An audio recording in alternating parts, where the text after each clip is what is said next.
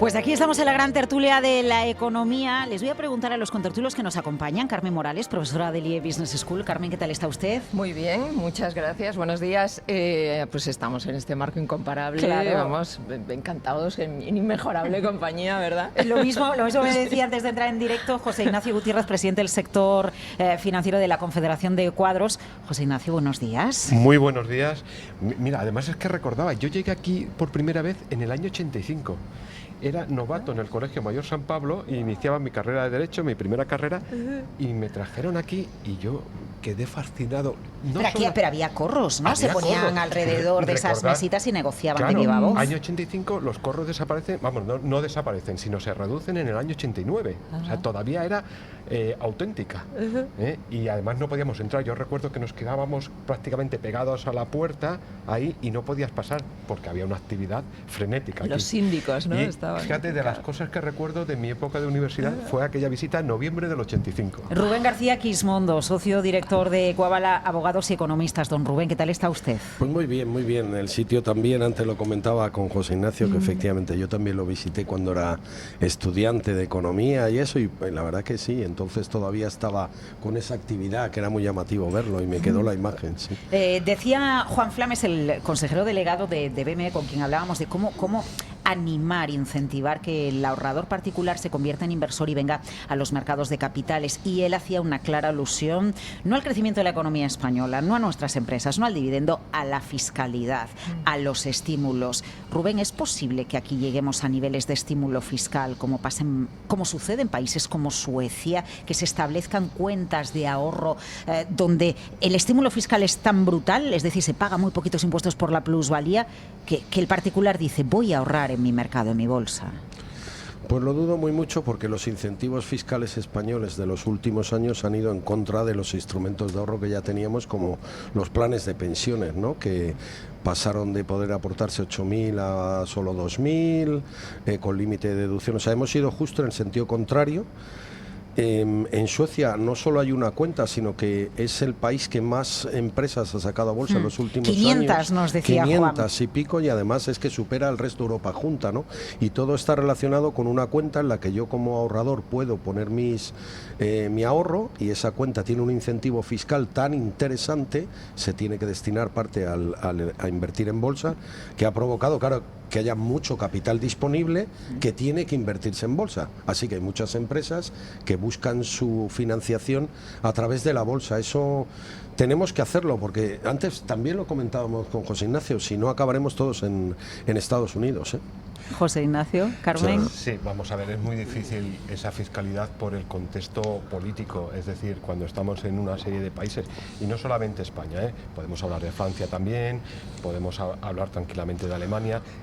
Cuando tenemos unos gastos descontrolados por parte del Estado, es muy difícil que el ahorro, precisamente, que digamos que políticamente no compensa la fiscalidad del ahorro, pues podamos tener esas políticas de...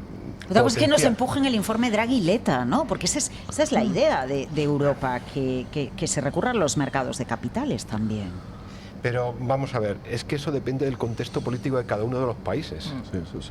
Y esa es la clave, no es otra. Es decir, si aquí tuviéramos un cambio de partido gobernante, posiblemente tendríamos un cambio de política fiscal. Hay que decir una cosa, es que en España estamos en el momento histórico de mayor presión fiscal que se recuerda. Es que podemos analizarlo, historia de la economía.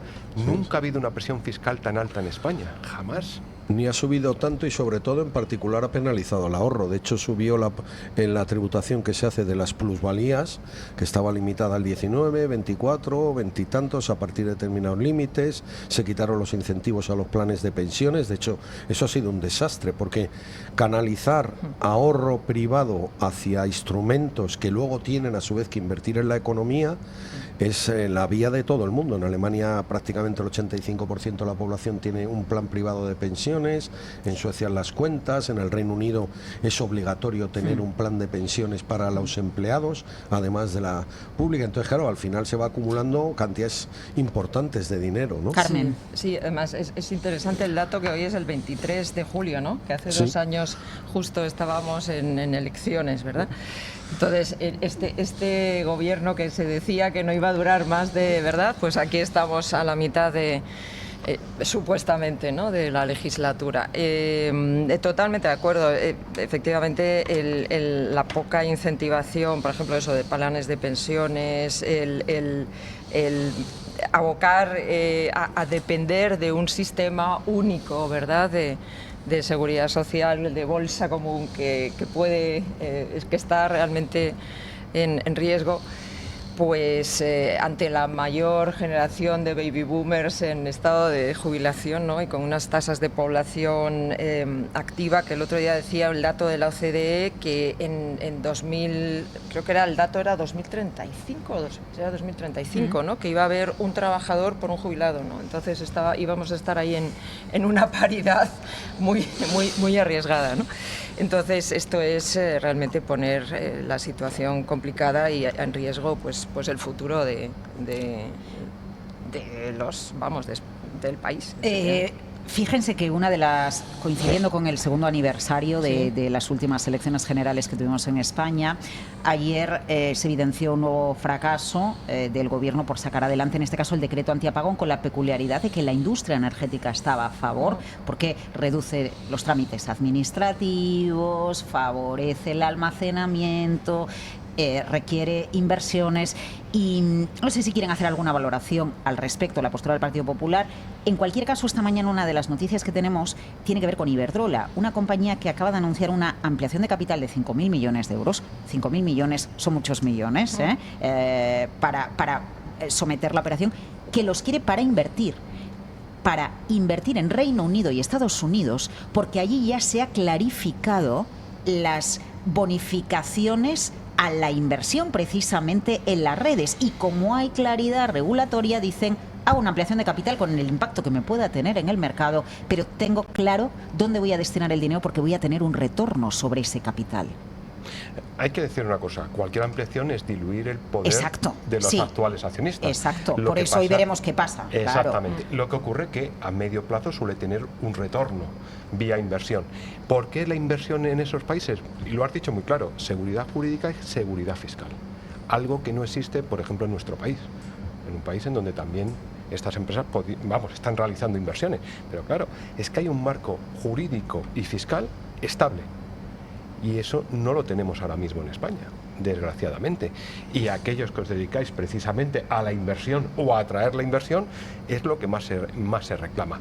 En el tema del decreto, es que lo que no se puede pretender es: no te preocupes que tú, por ser de una ideología contraria y más cercana teóricamente al mundo empresarial, me vas a apoyar el decreto, lo redacte como lo redacte y con el contenido que sea. Y en el último momento recurro a ti porque he perdido el apoyo de mis coaligados de formación de gobierno. Entonces, claro, tienes un problema.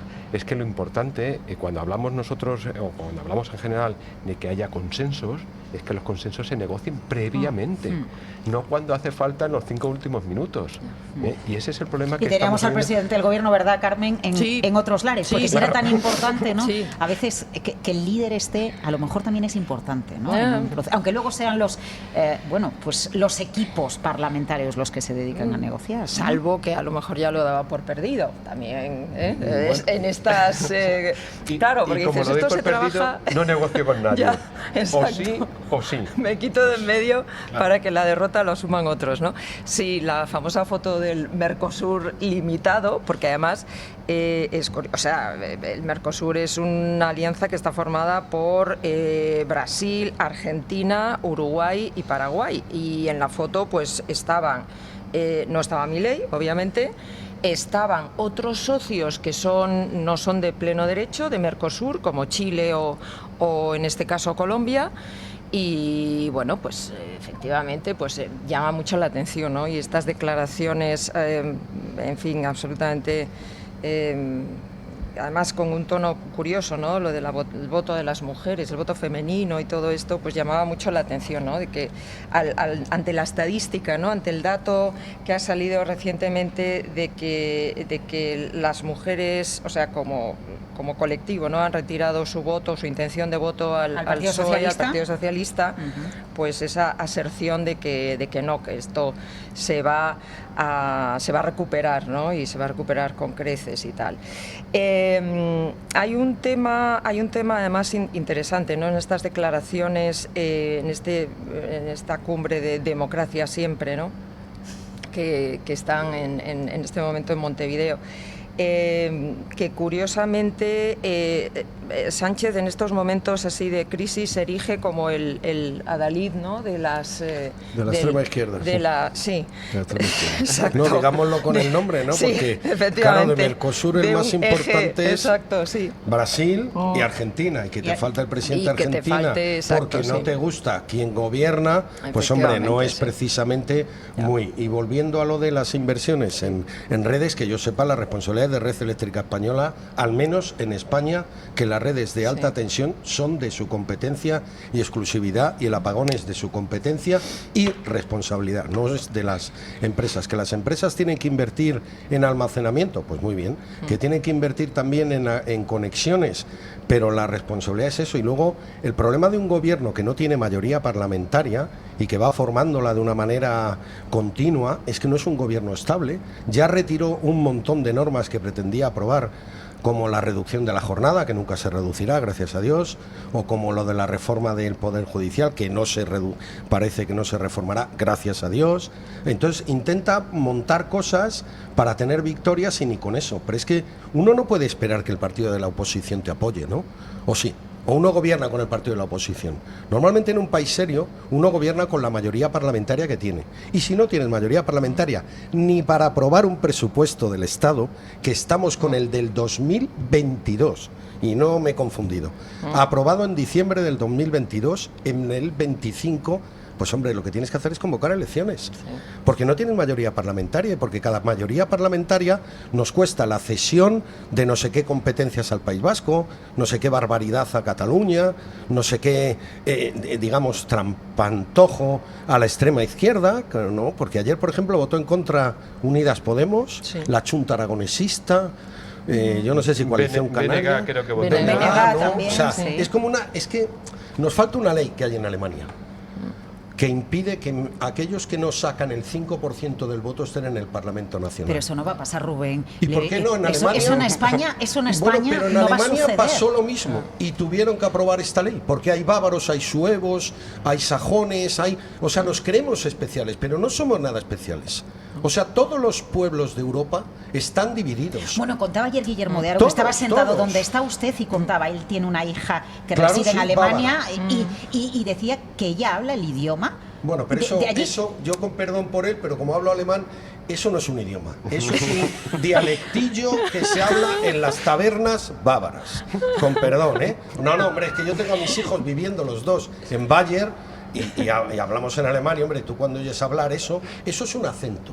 Eso es el acento alemán que se oye en las películas de los malos nazis, que es el acento de los bávaros y de los austríacos, porque en vez de decir Kranken dicen Krn, o sea, pronuncian la R. Es decir, lo que aquí tenemos son lenguas cooficiales reconocidas por la Constitución, no, hombre, pero tiene por ejemplo, que ver con lo de... Tienes el sajón, tienes el suevo, o sea, en Europa tienes 80 o 90 idiomas fácilmente. De hecho, solo Francia tiene 7, de los cuales 2 coinciden con español, el catalán y el vasco, ¿no? Porque hay País Vasco francés y hay un territorio, digamos, que sería también el Rosellón, que habla también, bueno, o que mantiene el catalán. Lo que pasa es que ningún país de Europa ha querido elevar esas lenguas a ese nivel.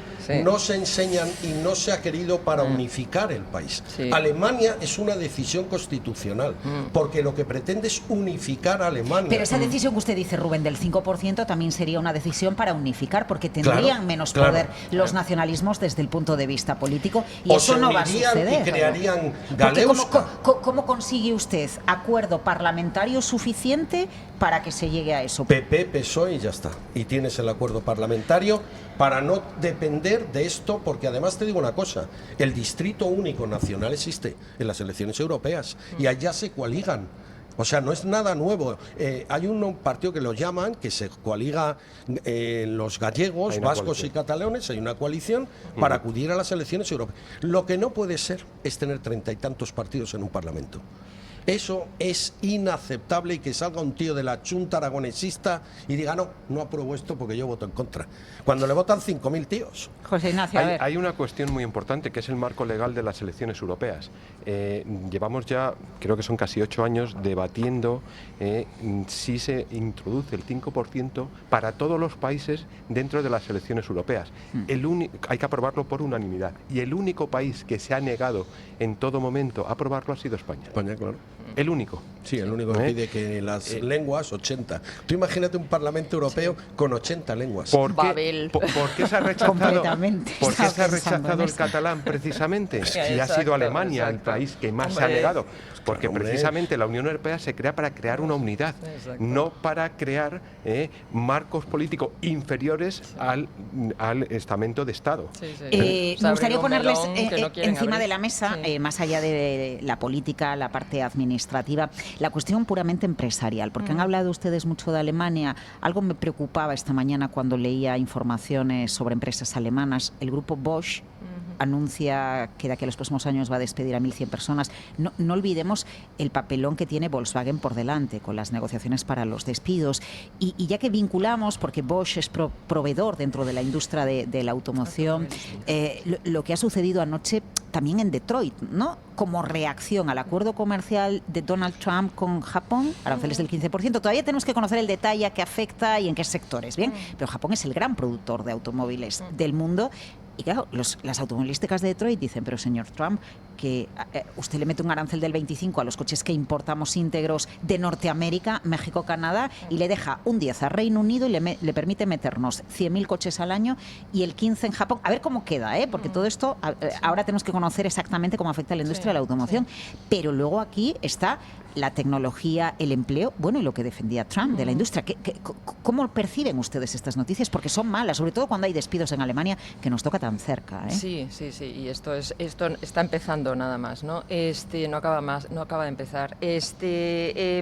Como ya lo dijimos, sale, me parece que fue ayer en Wall Street Journal, ¿no? La noticia o la reflexión que en esta tertulia la hemos hecho ya muchas veces, ¿no? Que Trump está utilizando las tarifas, los aranceles como una herramienta de negociación, ¿verdad? Con los países, etcétera. Entonces eso efectivamente es algo previsible y es algo visible, ¿no? Desde que empezó con esto.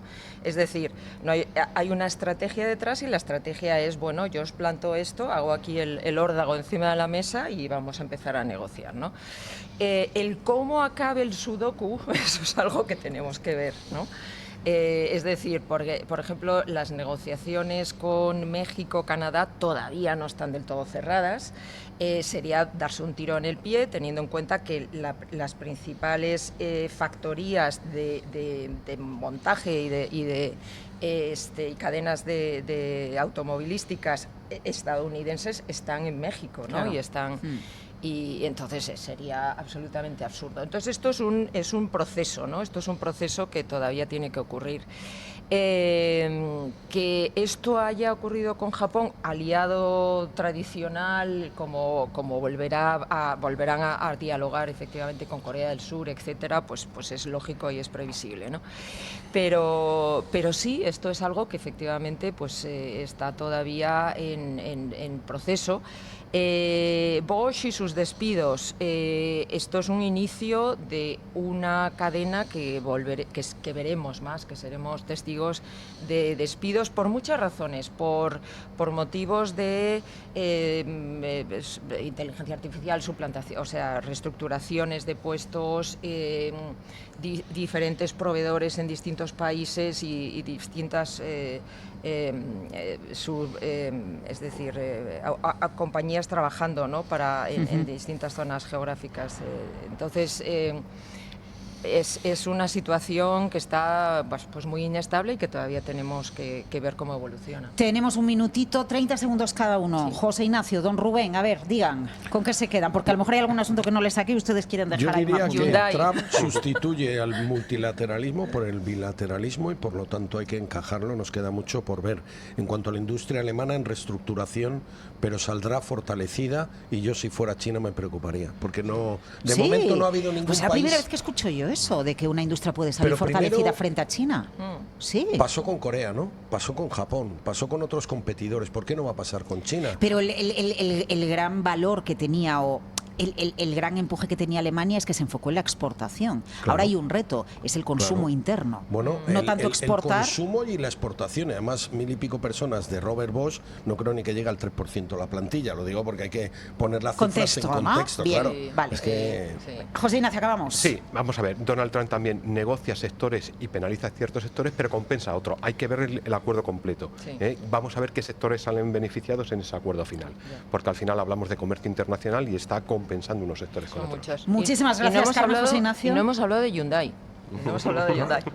No, porque me pide paso Luis Vicente Muñoz, Sandra Torrecillas con Iberdrola, su ampliación de capital, José Ignacio.